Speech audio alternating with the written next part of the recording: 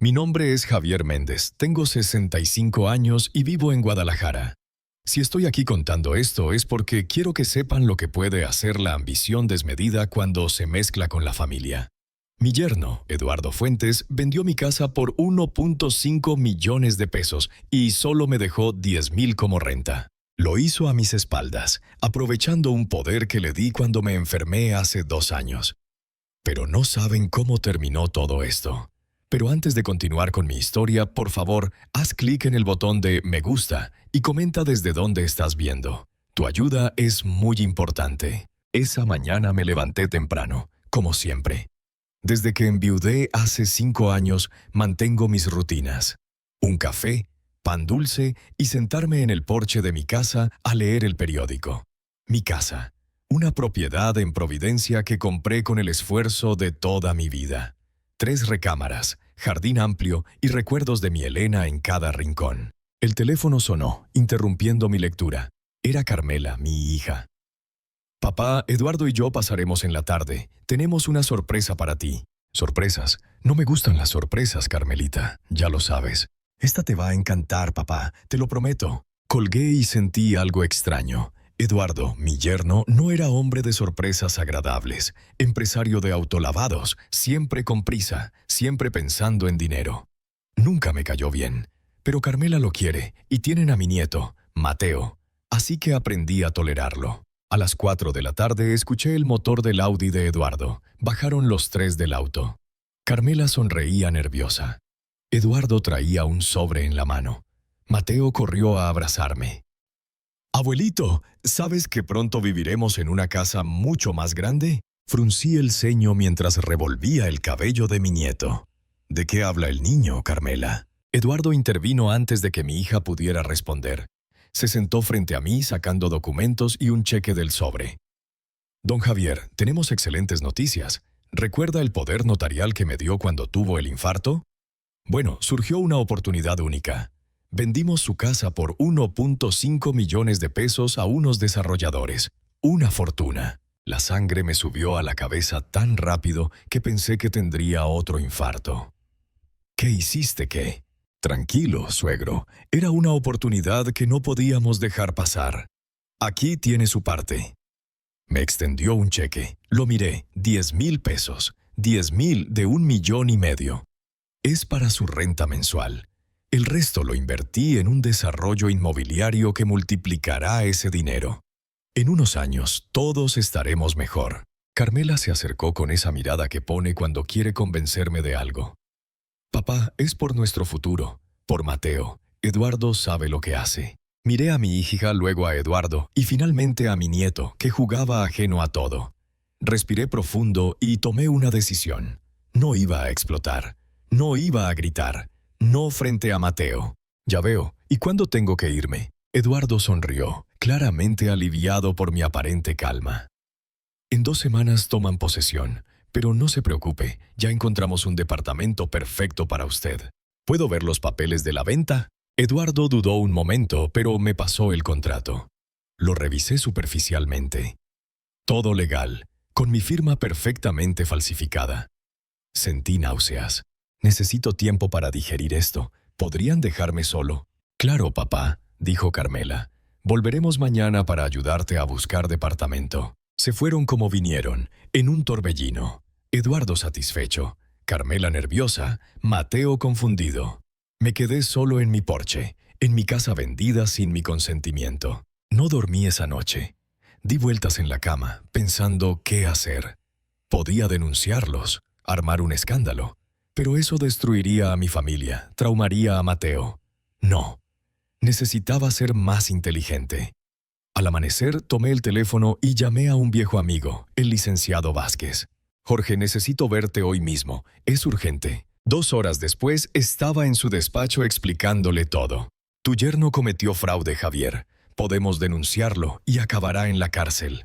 «No quiero eso, Jorge. Es el padre de mi nieto. Entonces, quiero recuperar lo que es mío sin destruir a mi familia. Y necesito tu ayuda». Jorge se reclinó en su silla pensativo. «Tengo una idea, pero necesitarás actuar como nunca lo has hecho». Me explicó el plan. Era arriesgado, pero podría funcionar. Regresé a casa y empecé a prepararlo todo. Al día siguiente, cuando Carmela y Eduardo llegaron, los recibí con una sonrisa. He estado pensando. Tienen razón, es una buena inversión. Eduardo no ocultó su sorpresa. Esperaba gritos, amenazas, no esta aceptación. Me alegra que lo entienda, don Javier. Solo tengo una condición, dije. Quiero estar involucrado en el negocio, aprender. Al fin y al cabo, es mi dinero el que estás invirtiendo. Eduardo palideció ligeramente. Bueno, es un negocio complicado, suegro. Muchos detalles técnicos.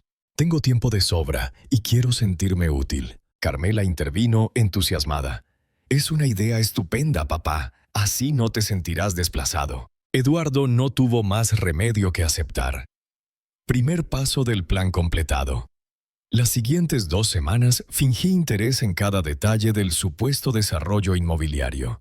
Eduardo me mostraba planos, proyecciones, documentos. Yo fotografiaba todo discretamente con el celular que me había dado Jorge. Recopilaba evidencia. También comencé a visitar los autolavados de Eduardo, 6 en total, repartidos por Guadalajara. En cada visita observaba, hacía preguntas a los empleados, tomaba notas. ¿Cuánto tiempo llevas trabajando aquí? 5 años, señor. ¿Y cómo va el negocio? Muy bien, siempre lleno, especialmente los fines de semana. Información valiosa. Eduardo había construido un imperio de autolavados, pero en los papeles que me mostró solo declaraba 2. Los otros 4 no existían oficialmente. Mientras tanto, Eduardo presionaba para que desocupara la casa. Me mostró el departamento que habían elegido para mí, un 4º piso sin elevador, lejos de todo lo que conocía. Es perfecto para usted, don Javier. Tranquilo, seguro. Y convenientemente lejos, pensé. Pero solo sonreí y asentí. La noche antes de la mudanza, cuando ya había empacado la mayoría de mis pertenencias, recibí la llamada de Jorge. ¿Está todo listo, Javier? ¿Sigues adelante? Más que nunca. Recuerda, tienes que mantener la calma en todo momento. Si Eduardo sospecha, todo se viene abajo. No te preocupes, he aprendido a actuar en estas semanas. El día de la mudanza llegó. Un camión se llevó mis muebles al departamento. Carmela supervisaba todo mientras Eduardo estaba ocupado en otro lugar. Mejor así, papá. Sé que es difícil dejar esta casa. No es la casa, Carmelita, son los recuerdos. Mi hija me abrazó con lágrimas en los ojos. Te prometo que todo será para mejor. La miré a los ojos y me pregunté cuánto sabía realmente. ¿Era cómplice de Eduardo o también víctima de sus mentiras? Eso espero, hija, eso espero. Esa noche dormí en el pequeño departamento. Las paredes parecían cerrarse sobre mí. Los ruidos de los vecinos me mantuvieron despierto, pero cada minuto de incomodidad alimentaba mi resolución. Al día siguiente me presenté en la oficina principal de Eduardo, en su autolavado más grande. Su secretaria se sorprendió al verme. Don Javier no sabía que vendría. Es una sorpresa para mi yerno. ¿Está en su oficina? Sí, pero tiene una reunión importante. Perfecto, son a los que quiero conocer. Antes de que pudiera detenerme, entré en la oficina. Eduardo estaba con 3 hombres trajeados. Por sus caras, supe que no eran simples inversionistas. «Suegro, ¿qué hace aquí?» «Vengo a conocer el negocio. ¿Cómo acordamos?» Los 3 hombres me miraron con curiosidad. «¿Es el suegro de Fuentes?», preguntó uno. Sí, don Javier, estos son socios. Mucho gusto», dije, estrechando sus manos. Javier Méndez, nuevo inversionista del negocio. Eduardo casi se atraganta con su café. «Suegro, estamos en medio de algo importante. No se preocupen por mí. Sigan. Me senté en un rincón. Los hombres intercambiaron miradas incómodas, pero continuaron la reunión. Hablaban de flujos de dinero, de expansión, de nuevas sucursales. Información valiosísima que grabé disimuladamente con mi celular. Cuando se fueron, Eduardo cerró la puerta de golpe. ¿Se puede saber qué está haciendo? Aprendiendo el negocio. Como dijiste, ¿no era ese el trato? No puede presentarse así sin avisar. ¿Por qué no? Soy inversionista. 1.5 millones menos 10,000 son 1,490,000 pesos de inversión. Eduardo se pasó la mano por el pelo, nervioso. Las cosas no funcionan así, don Javier. Hay procedimientos, protocolos. Enséñamelos entonces. No le dejé alternativa. Durante los siguientes días me convertí en su sombra. Donde iba Eduardo, iba yo, observando, preguntando, documentando. Vi cómo manejaba dos contabilidades diferentes, cómo pagaba en efectivo a ciertos proveedores, cómo tenía empleados sin registrar. Una tarde, mientras revisaba unos documentos en su oficina aprovechando su ausencia, encontré lo que buscaba. Una carpeta con el verdadero contrato de venta de mi casa, no por 1.5 millones, sino por 1.8 millones. 300,000 pesos más que Eduardo había ocultado incluso a Carmela. Fotografié todo y envié las imágenes a Jorge. Esa misma noche recibí su llamada. «Tenemos suficiente, Javier. ¿Listo para la siguiente fase?»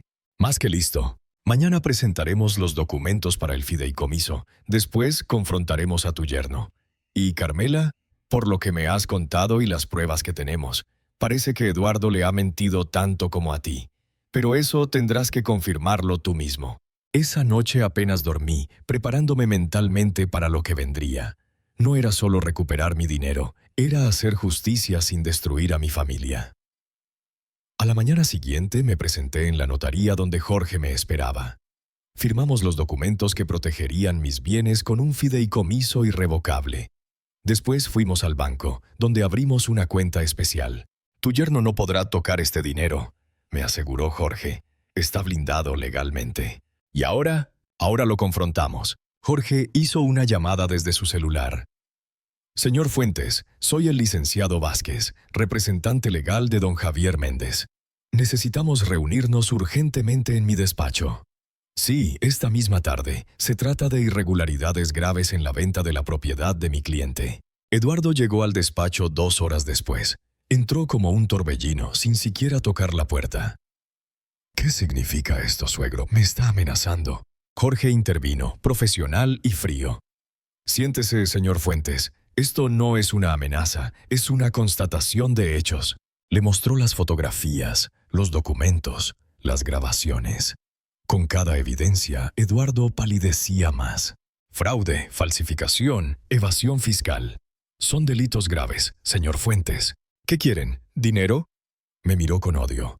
No me importó, ya había visto su verdadera cara. «Quiero lo que es mío, Eduardo», dije calmadamente. «Mi casa, mi dinero, y quiero que Carmela y Mateo estén a salvo de tus engaños. No puedes probarlo. Tengo abogados mejores que este vejestorio». Jorge sonrió. «¿Estás seguro? Porque ya hemos presentado un informe preliminar a la fiscalía. Solo esperan nuestra señal para proceder». Eduardo se hundió en la silla. Por primera vez vi miedo en sus ojos. «¿Qué proponen?» Jorge sacó un documento. «Restitución completa. La casa vuelve a nombre de don Javier. Los 1.8 millones de la venta, menos los 10,000 ya entregados, se depositan en un fideicomiso familiar controlado por don Javier. Usted renuncia a cualquier derecho sobre estos bienes, y a cambio no presentamos cargos por el fraude». Y don Javier no le cuenta a su hija la clase de hombre con quien se casó. Eduardo miró el documento.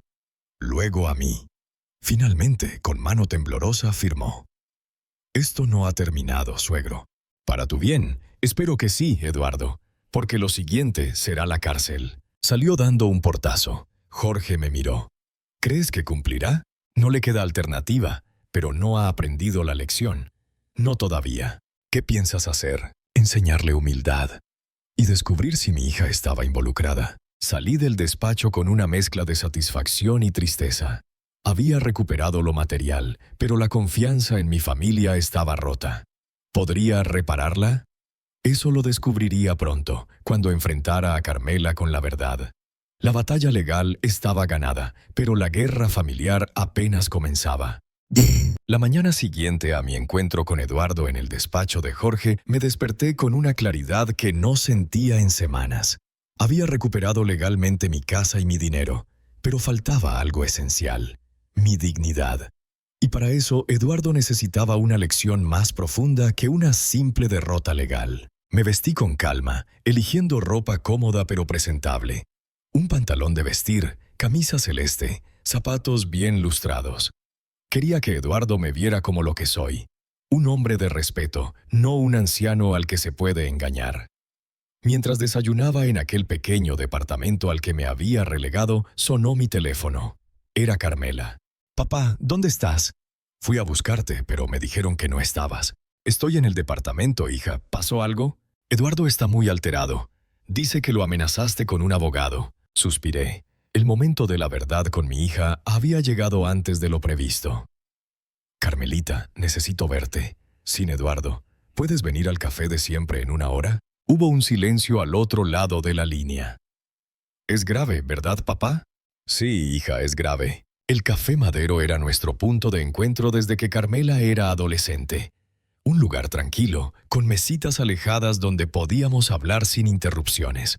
Llegué primero y pedí 2 cafés. Conocía bien a mi hija. Necesitaría uno fuerte para lo que iba a escuchar. Carmela llegó puntual, como siempre.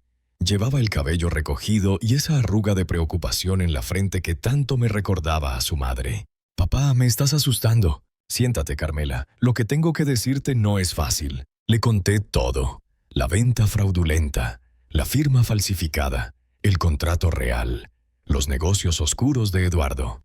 Mientras hablaba, vi cómo su rostro pasaba de la incredulidad a la vergüenza y, finalmente, a la rabia. «No puedo creerlo», dijo finalmente con voz quebrada. «¿Estás seguro de todo esto?» Saqué mi teléfono y le mostré las fotos de los documentos, las grabaciones, pruebas irrefutables.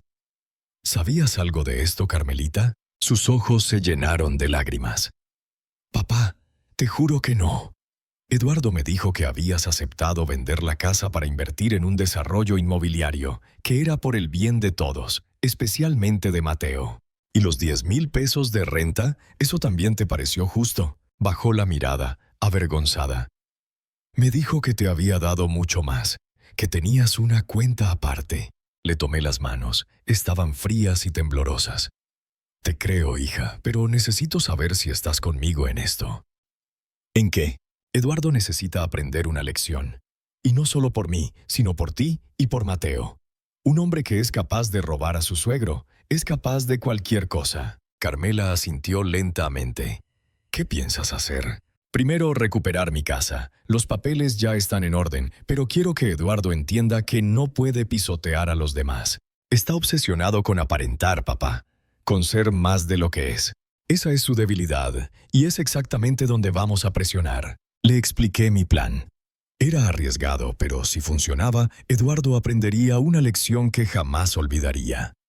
«Necesito tu ayuda, Carmelita. ¿Puedo contar contigo?» Mi hija me miró a los ojos. Vi en ella a la niña decidida que solía ser antes de que Eduardo entrara en su vida. «Cuenta conmigo, papá». Esa misma tarde, mientras Eduardo estaba en su oficina, Carmela y yo fuimos a la casa. Mi casa. Con las llaves que Jorge había conseguido a través del juzgado, entramos como si nada hubiera cambiado. «¿Qué hacemos primero?», preguntó Carmela, nerviosa pero decidida. «Actuar con normalidad. Estamos en nuestra casa, después de todo». Mientras Carmela preparaba la cena, yo revisé cada habitación. Habían empezado a hacer cambios. Muebles nuevos, cuadros diferentes, mi viejo sillón reemplazado por uno de piel, símbolos de la supuesta riqueza de Eduardo. Sonreí. Pronto entendería el verdadero valor de las cosas. El ruido de un auto nos alertó. Eduardo había llegado. «Carmela».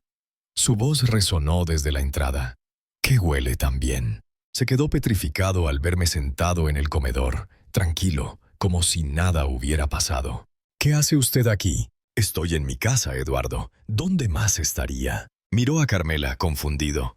«¿Le dijiste? ¿Le contaste lo que pasó con el abogado?». «Le conté todo, Eduardo, todo». La furia invadió su rostro.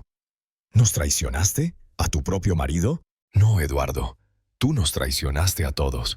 A mi padre, a mí, incluso a Mateo». Eduardo dio un paso hacia ella amenazante.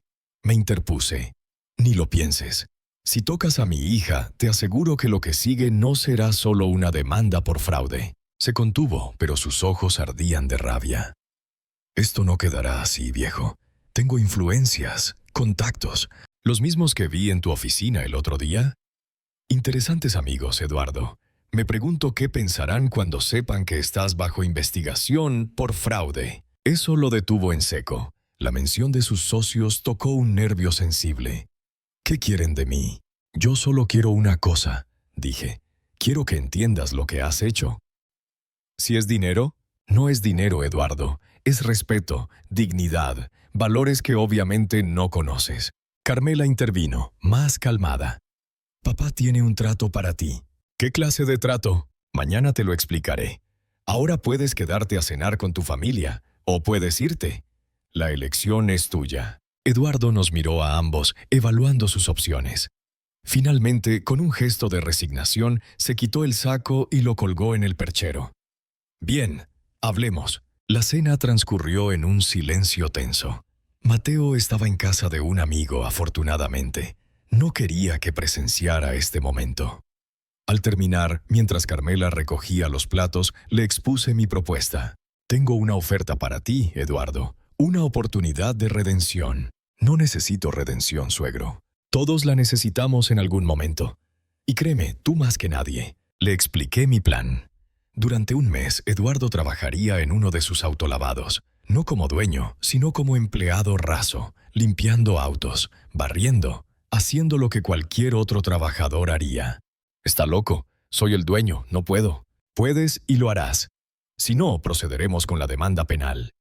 Y créeme, tus socios no estarán nada contentos cuando su nombre aparezca en una investigación. Eduardo palideció. Sabía exactamente a qué me refería. Un mes es mucho tiempo. 2 semanas entonces, pero completas, sin excusas. Miró a Carmela buscando apoyo. No lo encontró. Esto es una locura. No, Eduardo, locura fue lo que hiciste. Esto es justicia. Después de 1 hora de discusión, finalmente aceptó. No tenía alternativa. La amenaza de la demanda penal, sumada al riesgo de perder a Carmela y a Mateo, fue suficiente para doblegarlo. Empiezas mañana, dije, extendiendo mi mano para sellar el trato. Dudó un momento, pero finalmente la estrechó. Una cosa más, agregué. El autolavado será el que yo elija. ¿Cuál? El naranjo. Su rostro se descompuso. El naranjo era su autolavado más antiguo, ubicado en una zona popular de la ciudad. Nada que ver con sus nuevos establecimientos en áreas exclusivas. ¿Por qué ese? Porque ahí empezaste. Es bueno recordar nuestros orígenes. Esa noche, después de que Eduardo se marchara, Carmela y yo nos quedamos solos en la sala. ¿Crees que funcionará, papá? No lo sé, pero al menos le dará algo en qué pensar. Tengo miedo. Eduardo puede ser muy vengativo. Por eso tenemos el fideicomiso, hija, y por eso necesito que estés alerta. Cualquier cosa sospechosa, me avisas inmediatamente. Nos abrazamos como no lo hacíamos desde que ella era pequeña. Sentí sus lágrimas en mi hombro. Lo siento tanto, papá. No es tu culpa, Carmelita. A veces el amor nos ciega. A la mañana siguiente me levanté temprano. Tenía una cita importante en el Naranjo. Carlos, el gerente, me esperaba en la oficina. Era un hombre de mi edad, trabajador, honesto, uno de los pocos en quien Eduardo confiaba, aunque nunca le pagó lo que merecía. Don Javier, ¿está seguro de esto? El patrón no es hombre de humildades. Precisamente por eso, Carlos, necesita aprender. Le expliqué lo que esperaba. Eduardo trabajaría como cualquier empleado, sin privilegios, sin excepciones. Va a ser difícil, don Javier. Para él, sin duda. Para ti, solo te pido firmeza. A las 9 en punto, un taxi se detuvo frente al autolavado. Eduardo bajó visiblemente incómodo. Vestía casual, pero aún así desentonaba con el entorno. «Buenos días, Eduardo». Lo saludé desde la entrada. «Bienvenido a tu primer día». Me miró con rencor, pero no dijo nada. Carlos se acercó con un uniforme en la mano, un overol azul con el logo de El Naranjo. «Su uniforme, patrón». «Digo, Eduardo, ¿es necesario esto?» «Todos los empleados lo usan», respondí. «Tú no serás la excepción». A regañadientes, tomó el overol y se dirigió a los vestidores. Cuando salió, parecía otra persona, ya no el empresario arrogante, sino un trabajador más. Satisfecho. Apenas empezamos, Eduardo. Apenas empezamos. Carlos lo asignó al equipo de lavado manual. Su primera tarea, limpiar el interior de una camioneta familiar llena de restos de comida y juguetes. Empiece por aspirar todo, después limpie las superficies, le indicó Carlos tratándolo como a cualquier novato. Eduardo miró el vehículo con disgusto, pero se puso a trabajar. Sus movimientos eran torpes. Nunca había hecho algo así. Los otros trabajadores lo observaban con curiosidad. Algunos lo reconocieron como el dueño, pero Carlos les había explicado la situación. «Una apuesta perdida», les dijo. Era más sencillo que la verdad. Me quedé observando desde lejos. No quería humillarlo innecesariamente, solo que entendiera, que sintiera lo que es trabajar de verdad, sudar la gota gorda por un salario modesto. A mediodía, Eduardo estaba exhausto. Su camisa bajo el overol estaba empapada de sudor. Se sentó en una banca durante su descanso, bebiendo agua como si hubiera cruzado un desierto. Me acerqué y me senté a su lado. «¿Cómo va el día?» «Es peor de lo que pensaba», admitió, demasiado cansado para mantener su hostilidad. «¿Sabes cuánto ganan estos hombres al día?», negó con la cabeza. 300 pesos. Algunos 400 con propinas.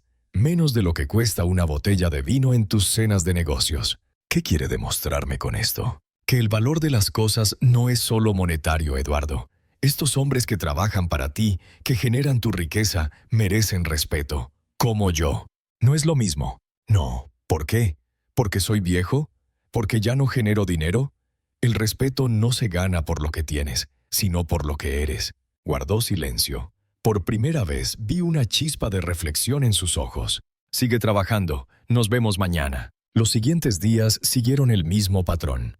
Cada mañana Eduardo se presentaba, cumplía con su jornada y se iba exhausto por la tarde. Gradualmente algo comenzó a cambiar. Sus movimientos se volvieron más eficientes. Empezó a hablar con los otros trabajadores. Incluso lo vi reír una vez cuando uno de ellos contó un chiste. Al quinto día llegué para encontrar algo sorprendente. Eduardo estaba enseñando a un novato cómo limpiar correctamente los rines de un auto. «Tienes que usar esta herramienta para los espacios pequeños», le explicaba. «Y siempre de adentro hacia afuera». Me quedé observando, asombrado.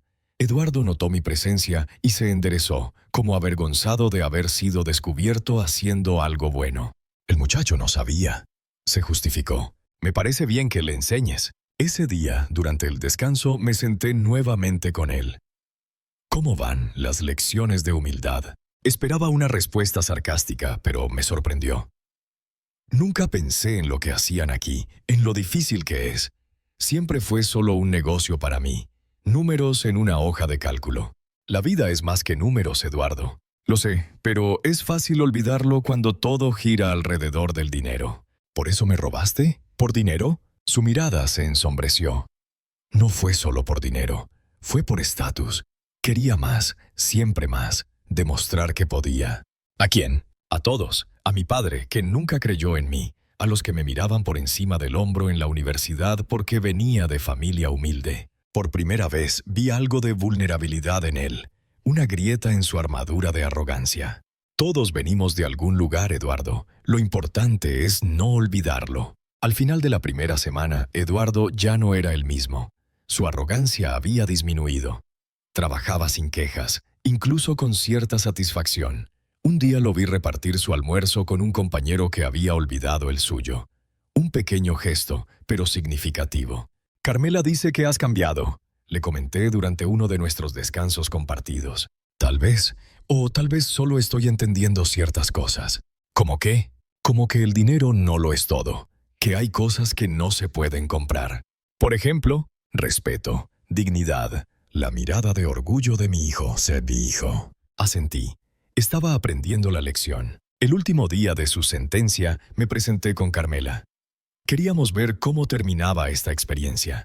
Eduardo estaba lavando un auto, concentrado en su trabajo, cuando nos vio. No se detuvo. Terminó su tarea meticulosamente antes de acercarse. «¿Vinieron a ver mi graduación?», preguntó con una sonrisa cansada pero sincera. «Algo así», respondió Carmela, observándolo con nuevos ojos. «Te ves diferente». «Me siento diferente». Carlos se acercó con un sobre. «Su pago de la quincena, Eduardo». Eduardo tomó el sobre, lo abrió. Dentro, un cheque por 4,200 pesos. 2 semanas de trabajo duro. «No es mucho, ¿verdad?», dijo mirándome significativamente. No respondí. «No lo es». Guardó el cheque en su bolsillo. Luego, sin previo aviso, me extendió la mano. «Gracias, don Javier». «¿Por qué?»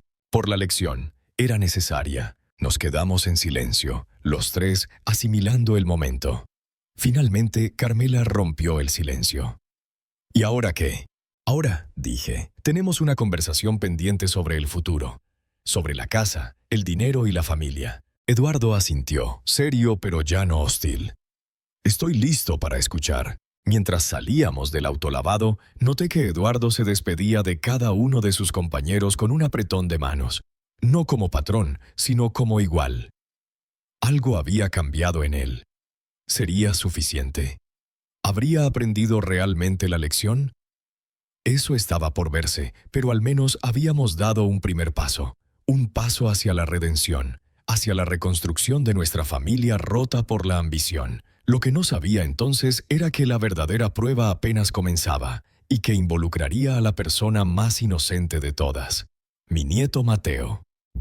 Después de la experiencia de Eduardo en el autolavado, las cosas parecían encaminarse hacia una reconciliación familiar. Al menos eso creía yo, ingenuamente. Nos reunimos en mi casa, ahora legalmente mía otra vez, para hablar sobre el futuro. Eduardo, Carmela, mi nieto Mateo y yo. Una reunión familiar que intentaba reconstruir los puentes quemados. «Entonces, ¿ya no nos vamos a mudar a una casa más grande?», preguntó Mateo, confundido por los cambios en los planes familiares. «No, hijo», respondió Carmela, acariciándole el cabello. «Vamos a quedarnos en nuestro departamento, y el abuelo se queda en su casa».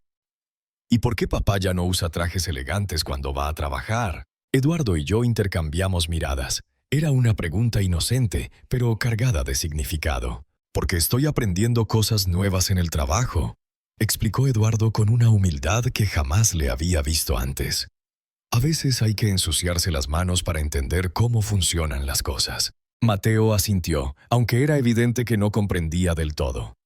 A sus 8 años, el mundo de los adultos seguía siendo un misterio. Lo importante, Mateo, intervine, es que todos estamos bien y que seguiremos siendo una familia.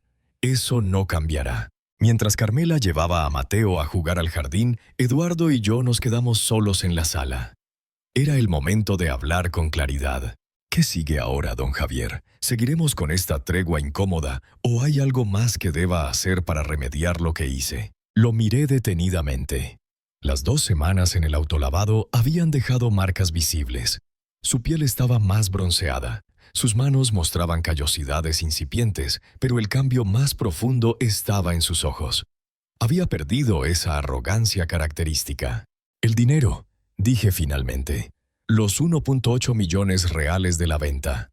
El fideicomiso ya está establecido, pero quiero saber qué planes tenías realmente. ¿Dónde está ese supuesto desarrollo inmobiliario?» «No existe», admitió Eduardo tras un largo silencio. «Era una mentira. El dinero estaba destinado a saldar unas deudas y a expandir el negocio de los autolavados». «¿Deudas? ¿Qué clase de deudas?». Eduardo se pasó la mano por el rostro, visiblemente incómodo. «Inversiones que salieron mal y préstamos de los hombres que vi en tu oficina». Asintió lentamente. «Son prestamistas, no exactamente del tipo legal». Avancé demasiado rápido, quise expandirme antes de tener capital propio. Tomé decisiones arriesgadas, y pensaste que mi casa sería la solución. Fue un error terrible, lo sé, pero estaba desesperado. Esos hombres no son pacientes con los pagos atrasados. Esta revelación cambió mi perspectiva. Eduardo no solo había actuado por ambición, sino por miedo. No justificaba su traición, pero al menos la explicaba en parte. «¿Cuánto les debes?» 820 pesos, con intereses que crecen cada semana. Una suma considerable. Incluso para un negocio próspero como el suyo, era un lastre peligroso. ¿Y Carmela lo sabe? No todo. Sabe que tengo préstamos, pero no de quién ni el monto real. Me levanté y caminé hacia la ventana. Podía ver a Carmela y a Mateo jugando en el jardín, ajenos a esta conversación. Mi familia, la única que tenía. «Te ayudaré a saldar esa deuda», dije finalmente. Eduardo me miró con incredulidad. «Después de lo que hice, ¿por qué?». «No lo hago por ti, lo hago por Carmela y por Mateo. No quiero que vivan bajo la sombra de esos prestamistas». «No sé qué decir». «No digas nada, solo asegúrate de que valga la pena, que esta oportunidad no se desperdicie». Acordamos que utilizaríamos parte del dinero del fideicomiso para liquidar las deudas de Eduardo. El resto quedaría resguardado para el futuro de Mateo y como respaldo para cualquier eventualidad. Los días siguientes transcurrieron con una tranquilidad tensa pero esperanzadora. Eduardo volvió a sus autolavados, pero con una actitud diferente, ya no como el jefe despótico, sino como alguien que entendía el valor del trabajo de sus empleados. Les aumentó el sueldo, mejoró sus condiciones laborales, pequeños gestos que mostraban un cambio real. Carmela y yo recuperamos gradualmente nuestra relación padre e hija. Las heridas seguían ahí, pero estábamos trabajando en sanarlas, y Mateo, mi adorado nieto, pasaba más tiempo conmigo. Le enseñaba a jugar ajedrez, le contaba historias de mi juventud, momentos preciosos que la avaricia de Eduardo casi me arrebata. Todo parecía encaminarse hacia la normalidad cuando un incidente perturbador lo cambió todo. Era un sábado por la tarde. Mateo estaba conmigo pasando el fin de semana en mi casa, mientras Carmela y Eduardo resolvían asuntos pendientes con el banco. Estábamos jugando en el jardín cuando sonó el timbre. «¡Yo abro, abuelito!», dijo Mateo, corriendo hacia la puerta antes de que pudiera detenerlo. Desde el jardín escuché voces desconocidas, voces de hombres. Me levanté de inmediato y caminé rápidamente hacia la entrada. Lo que vi me heló la sangre. 2 hombres corpulentos estaban en el umbral. Uno de ellos tenía su mano en el hombro de Mateo, aparentemente en un gesto amistoso, pero había algo amenazante en su postura. «¿Puedo ayudarles?», pregunté, acercándome y colocándome protectoramente junto a Mateo. «Buscamos a Eduardo Fuentes», dijo el más alto.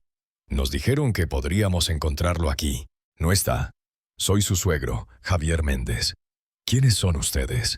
Se miraron entre sí antes de responder. «Socios de negocios. ¿Sabe cuándo volverá?». «No con exactitud. ¿Pueden dejarme un recado?». El hombre sonrió sin humor. «Es mejor que hablemos directamente con él. Es un asunto delicado». Reconocí a uno de ellos. Había estado en la oficina de Eduardo aquel día que lo sorprendí. «Los prestamistas». «Mateo, ve adentro, por favor», dije con firmeza. Mi nieto, sintiendo la tensión, obedeció sin protestar. Una vez que desapareció dentro de la casa, mi tono cambió. «Sé quiénes son ustedes y sé lo que Eduardo les debe. Entonces sabe que no estamos aquí para socializar», respondió el más bajo, cambiando su actitud afable por una más intimidante. «El plazo venció hace 3 días. Estamos en proceso de resolver eso. Necesitamos un poco más de tiempo». «El tiempo es dinero, señor Méndez, y el dinero es justo lo que su yerno no nos ha pagado. Les propongo algo», dije manteniendo la calma. «Vuelvan el lunes. Tendrán su dinero completo, sin intereses adicionales». Se miraron evaluando la propuesta. «¿Cómo sabemos que no es una táctica dilatoria? Porque no arriesgaría la seguridad de mi familia». El lunes, en la oficina principal del autolavado El Naranjo, a mediodía. Después de un tenso silencio, asintieron. El lunes, sin falta. Cuando se fueron, cerré la puerta y me apoyé contra ella, respirando profundamente. La situación era más grave de lo que Eduardo había admitido. Estos hombres no eran simples prestamistas impacientes. Había algo más siniestro en ellos. Mateo apareció desde el pasillo. «¿Quiénes eran esos hombres, abuelito?». «Nadie importante, Mateo. Solo buscaban a tu papá por trabajo». Parecían enojados. A veces los adultos parecen enojados aunque no lo estén. «No te preocupes», pero yo sí estaba preocupado, muy preocupado. Llamé inmediatamente a Eduardo. No contestó. Luego a Carmela, tampoco respondió. Finalmente contacté con Jorge. «Necesito que aceleres el proceso del fideicomiso. Necesitamos disponer de 800,000 pesos inmediatamente». «¿Ocurrió algo, Javier?». «Te explico después. Por ahora, solo haz lo que te pido. Es urgente». Esa noche, cuando Carmela y Eduardo vinieron a recoger a Mateo, los confronté en privado. «Tuviste visitas hoy, Eduardo. Tus socios». El color abandonó su rostro. «¿Vinieron aquí?». Hablaron con Mateo. Afortunadamente, lo evité, pero estuvieron cerca, demasiado cerca. «Dios mío», murmuró Carmela, entendiendo la gravedad de la situación. «¿Quiénes son realmente, Eduardo?». Eduardo se derrumbó en el sillón, pasándose las manos por el pelo. «Son prestamistas, vinculados con gente peligrosa».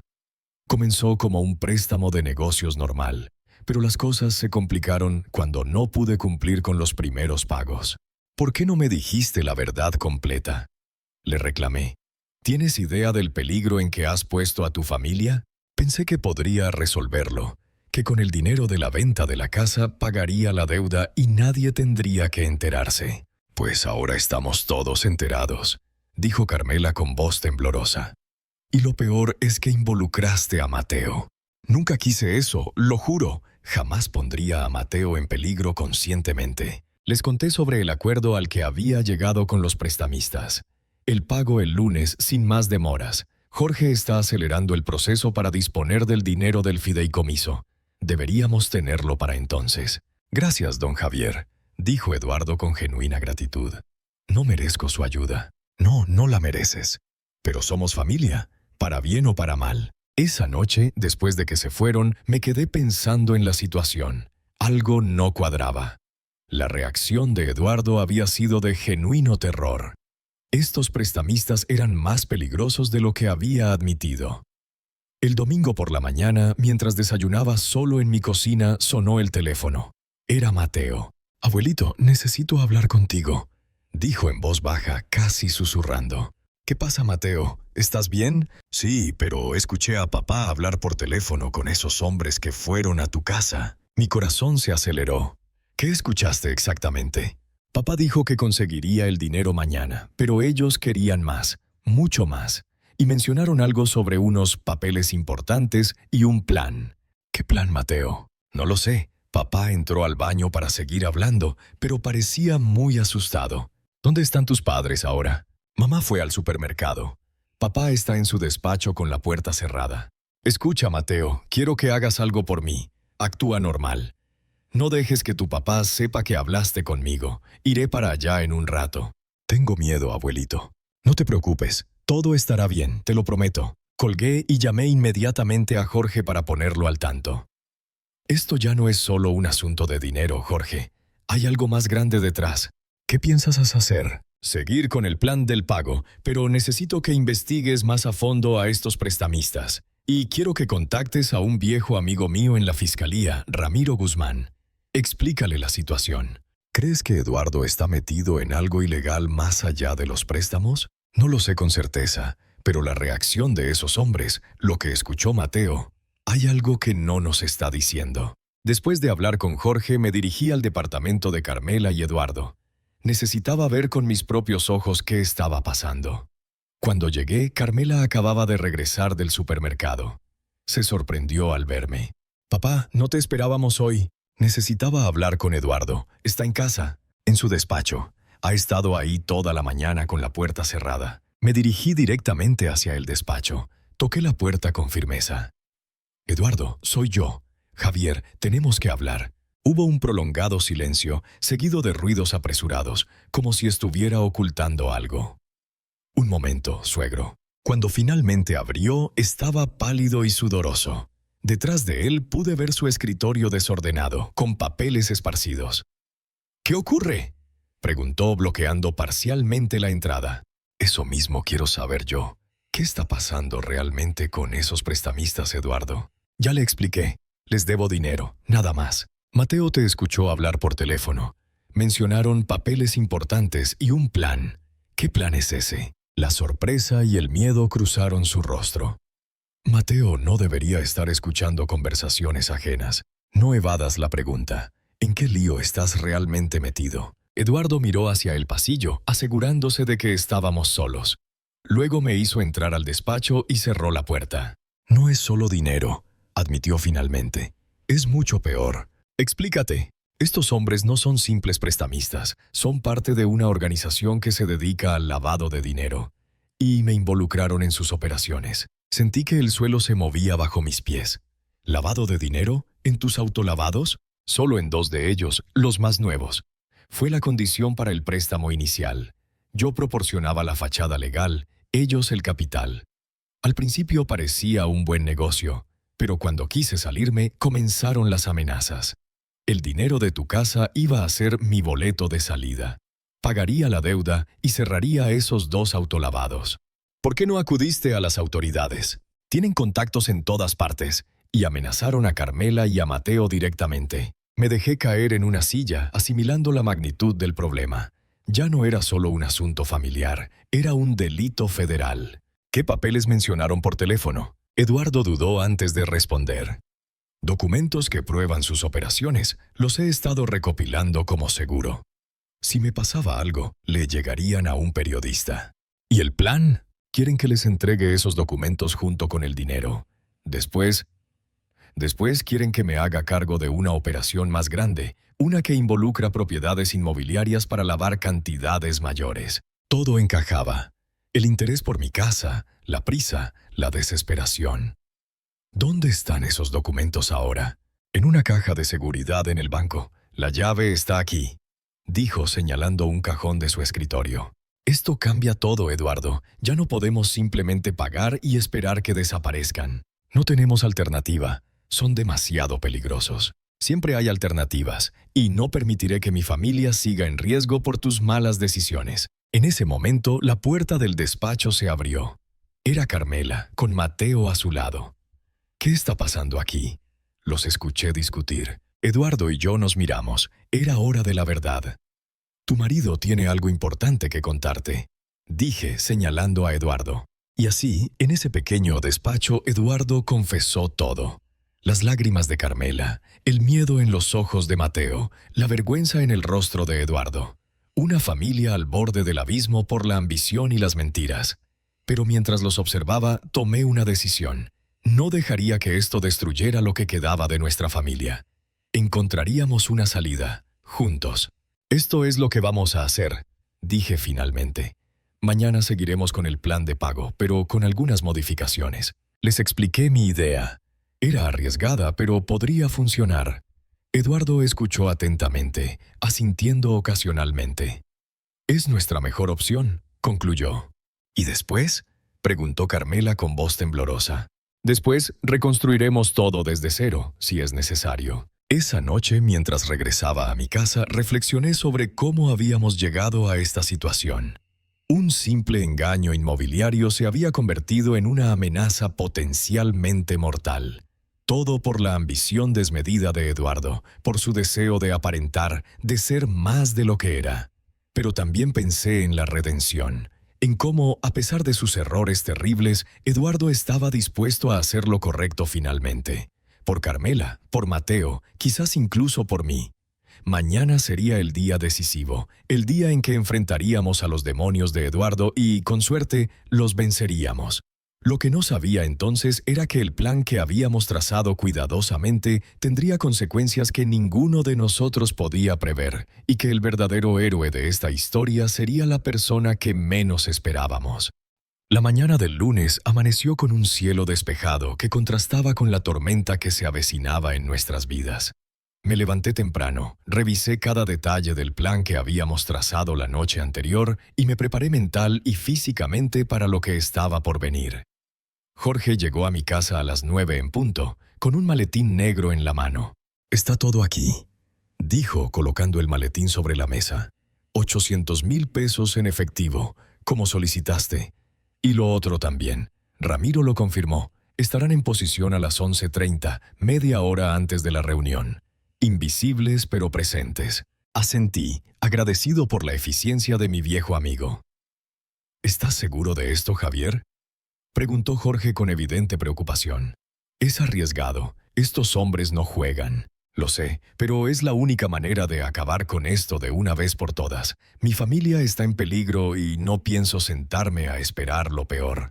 «¿Confías en Eduardo para esta parte del plan?», era una pregunta pertinente.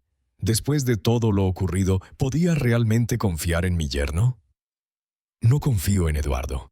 Confío en su miedo y en su amor por Carmela y Mateo. Hará lo correcto porque no tiene alternativa. Jorge asintió, no del todo convencido. «Estaré cerca por si me necesitas». A las 10 recibí la llamada de Eduardo.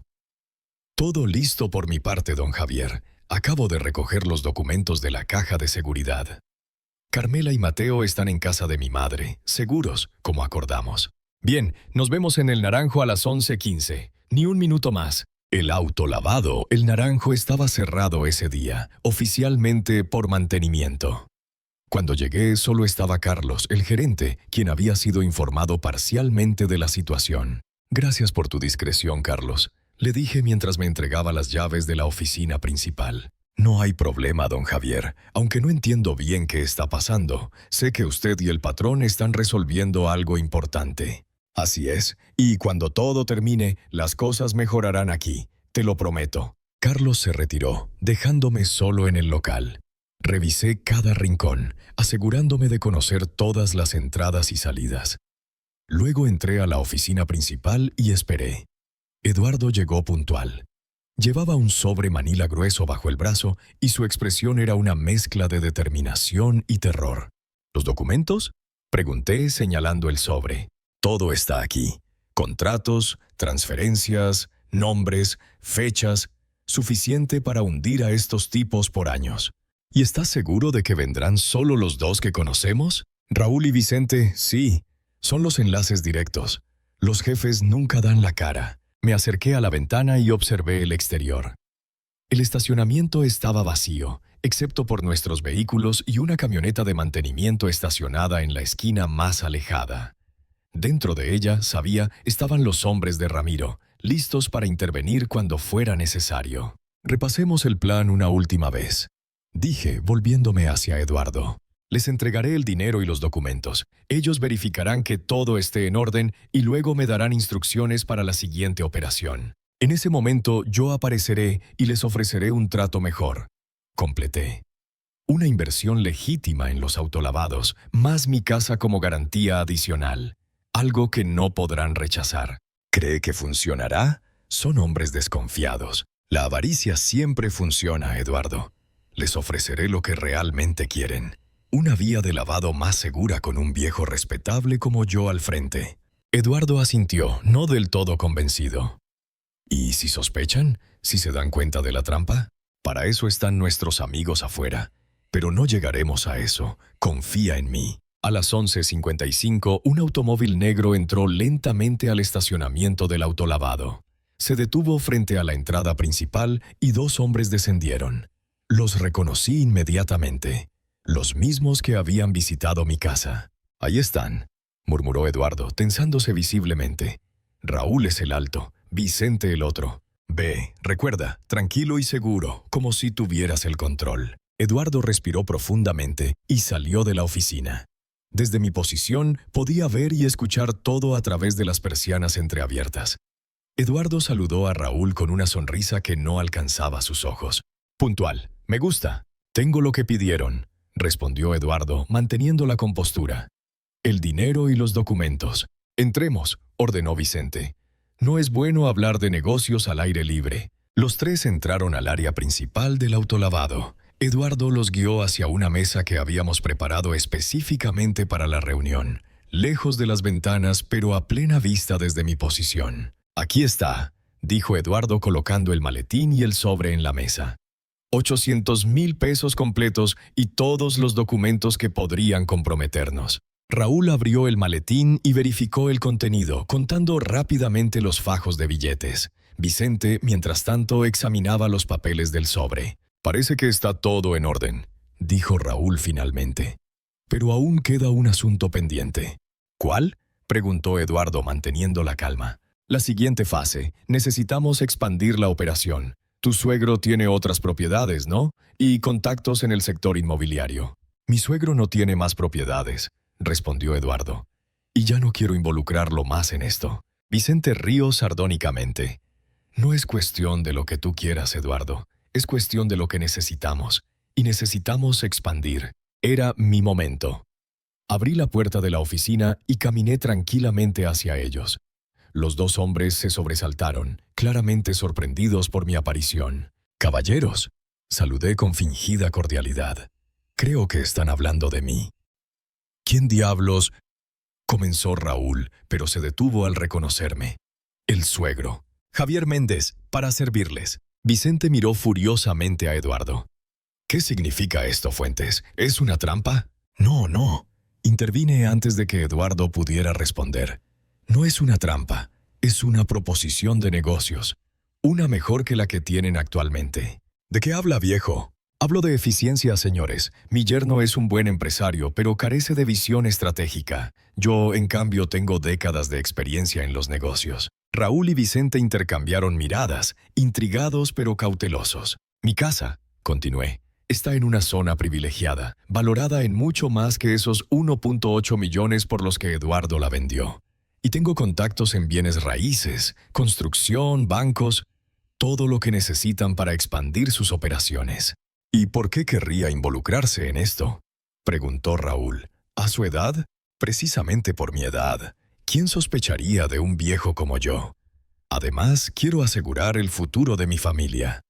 Eduardo cometió errores, pero sigue siendo el padre de mi nieto. Podía ver la codicia creciendo en sus ojos. La idea de tener a un hombre respetable, un anciano por encima de toda sospecha como parte de su operación, era demasiado tentadora. Interesante, murmuró Vicente. ¿Y qué propone exactamente? Propongo una sociedad. Yo pongo mi casa, mis contactos, mi reputación. Ustedes ponen el capital. Expandimos los autolavados a zonas exclusivas de la ciudad, donde el flujo de efectivo es mayor y los controles menores. Mientras hablaba, movía sutilmente mi posición, guiándolos hacia el centro del local, lejos de las salidas. Eduardo, entendiendo la señal, hizo lo mismo desde el lado opuesto. Suena bien, admitió Raúl, pero hay un problema. ¿Cuál? No confiamos en ustedes, especialmente después de que Eduardo recopiló esos documentos como seguro. Una precaución comprensible, respondí. Yo habría hecho lo mismo, pero ahora tienen los documentos de vuelta y 800,000 pesos en efectivo, más una propuesta que multiplicará sus ganancias. ¿Qué más necesitan para confiar? Vicente sacó repentinamente una pistola del interior de su chaqueta. Necesitamos garantías más permanentes.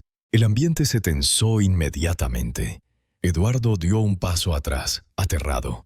Yo, sin embargo, mantuve la calma.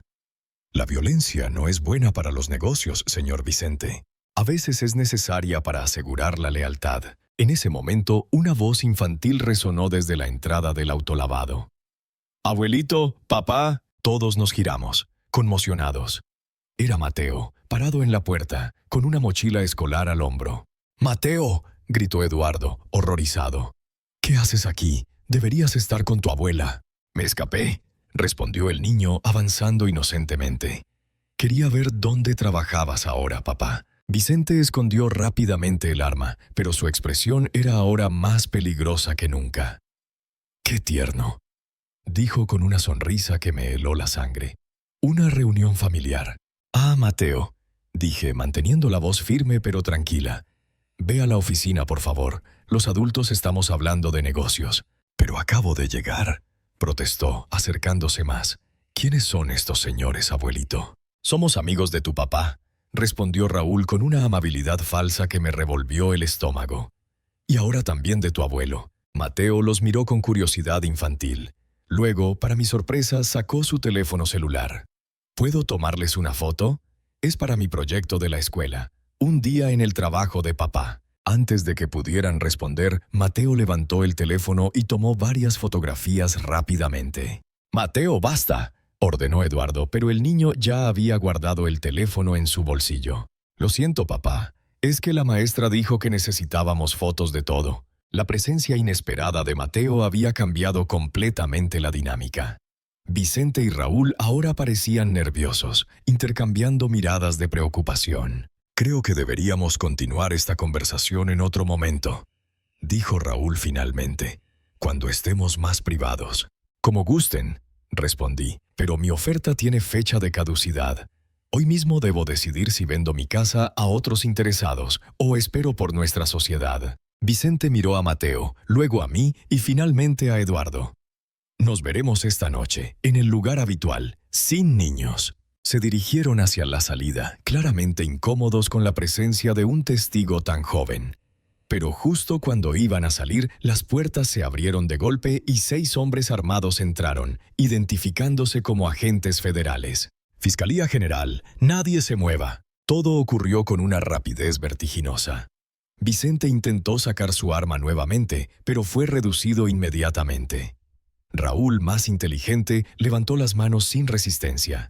En cuestión de segundos, ambos estaban esposados en el suelo.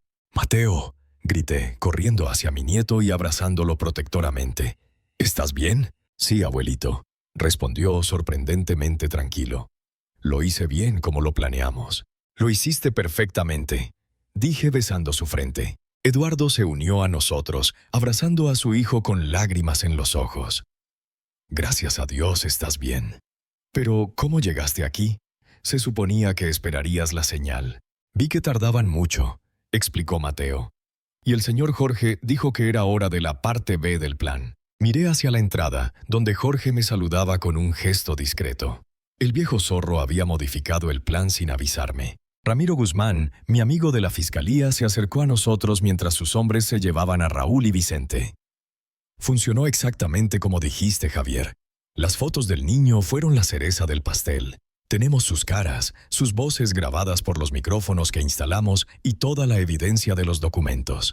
«¿Estarán mucho tiempo encerrados?», preguntó Eduardo. «Con lo que tenemos, más sus antecedentes previos que hemos investigado, no verán la luz del día en al menos 15 años. Y sus jefes tampoco se salvarán. Estamos desmantelando toda la organización mientras hablamos. La operación había sido un éxito rotundo, pero no de la manera que habíamos planeado originalmente. La intervención inesperada de Mateo había acelerado todo y probablemente nos había salvado de una situación potencialmente mortal. «Necesitaremos sus declaraciones oficiales», continuó Ramiro. «Pero eso puede esperar hasta mañana. Vayan a casa, descansen. Han pasado por mucho». Cuando los agentes se retiraron, llevándose a los detenidos y la evidencia, nos quedamos solos en el autolavado. Eduardo, Mateo y yo. Una familia rota que había encontrado una forma de unirse nuevamente frente a la adversidad. «Lo siento, don Javier», dijo Eduardo con una sinceridad que nunca antes le había visto. «Por todo. Por la casa, por el dinero, por poner a todos en peligro. Lo importante es que aprendiste la lección, Eduardo. Y no me refiero solo al tiempo en el autolavado. Me refiero a entender lo que realmente importa en la vida». «Lo entendí, créame que lo entendí». Mateo, ajeno a la profundidad de la conversación, jugaba con una manguera cercana, imitando el trabajo de lavado que había visto hacer a su padre días atrás. «¿Y ahora qué?», preguntó Eduardo. «¿Qué pasa con los autolavados? ¿Con la casa?» «Los autolavados seguirán funcionando, legalmente, sin trucos ni operaciones oscuras. Y mi casa seguirá siendo mi casa. ¿Y nosotros, Carmela, Mateo y yo? Eso depende de ti, Eduardo, de las decisiones que tomes de ahora en adelante». Nos quedamos en silencio un momento, observando a Mateo jugar inocentemente, aún sin comprender completamente el peligro del que se había salvado. «Quiero ser mejor», dijo finalmente Eduardo. «Por ellos, por usted. Entonces lo serás». Esa noche toda la familia se reunió en mi casa. Carmela, informada de lo ocurrido, alternaba entre abrazar a Mateo con alivio y regañarlo por haberse expuesto al peligro. «Fue idea del abuelo», se defendía el niño. «Él dijo que sería el héroe secreto del plan». Carmela me miró con reproche. «¿Usaste a mi hijo como señuelo, papá?» «No, exactamente», respondí. El plan original era que esperara en el auto con Jorge y solo entrara cuando fuera seguro, para distraerlos, no para confrontarlos. «Pero el señor Jorge dijo que era mejor si entraba antes», añadió Mateo. «Y tenía razón, ¿no? Funcionó». Carmela suspiró, resignada pero aliviada. «Prométeme que nunca más involucrarás a Mateo en algo así». «Lo prometo, aunque debo admitir que fue un excelente actor». La cena transcurrió en un ambiente extrañamente pacífico, como si todos hubiéramos liberado un peso enorme de nuestros hombros. Eduardo, especialmente, parecía un hombre nuevo, más tranquilo, más presente, más auténtico. Después de cenar, mientras Carmela acostaba a Mateo, Eduardo y yo nos quedamos en el porche, contemplando el jardín iluminado por la luna. «¿Cómo supo que funcionaría?», preguntó. «Todo el plan, la trampa. No lo sabía con certeza. Fue un riesgo calculado. ¿Y confió en mí para llevarlo a cabo después de todo lo que hice? Confié en que harías lo correcto cuando realmente importara. Y lo hiciste». Eduardo asintió, pensativo. «El dinero del fideicomiso, ¿qué pasará con él?». Seguirá ahí, protegido para el futuro de Mateo principalmente, y como fondo de emergencia para la familia. ¿Y los autolavados? Seguirán siendo tuyos, pero con una condición. ¿Cuál? Quiero ser socio minoritario, un 30%, y quiero que los empleados tengan mejores condiciones, salarios justos, prestaciones, oportunidades de crecimiento. Eduardo sonrió, sorprendido pero no disgustado. Suena como un buen plan de negocios, don Javier. No es solo un plan de negocios, es un plan familiar. Nos quedamos en silencio nuevamente, disfrutando de la tranquilidad de la noche. ¿Sabe qué es lo más irónico de todo esto? Dijo finalmente Eduardo. ¿Qué? Que al final Mateo fue quien nos salvó a todos. El más inocente, el más vulnerable. A veces los héroes vienen en los paquetes más pequeños. Carmela se unió a nosotros en el porche, sentándose entre ambos. Tomó mi mano y la de Eduardo, creando un círculo simbólico de unidad. «Mateo quiere que le des las buenas noches, papá», me dijo. Dice que su héroe favorito debe contarle un cuento antes de dormir. Me levanté, conmovido por el gesto. Antes de entrar, miré a Eduardo y a Carmela juntos en el porche de mi casa. Mi familia, imperfecta, dañada, pero aún así, mi familia. «Don Javier», llamó Eduardo. «¿Sí? Gracias, por todo». «No me agradezcas aún, Eduardo. La vida sigue, y las lecciones también. Lo sé, y estoy listo para aprenderlas». Entré a la casa, dirigiéndome a la habitación donde Mateo me esperaba, el verdadero héroe de nuestra historia, aunque él aún no lo comprendiera completamente. La avaricia y la ambición habían casi destruido nuestra familia, pero el amor, la lealtad y el coraje la habían salvado. Especialmente el coraje de un niño que, sin saberlo, nos había enseñado a todos la lección más importante, que a veces la mayor fortaleza está en la inocencia y el mayor poder en la verdad. Mi casa seguía siendo mía. Mi dinero estaba seguro, mi familia estaba unida y Eduardo había aprendido una lección que ningún monto de dinero podría comprar. A veces perderlo todo es el primer paso para ganarlo todo. Y a veces el villano de tu historia puede convertirse en un aliado si le das la oportunidad de redimirse. Esta es mi historia.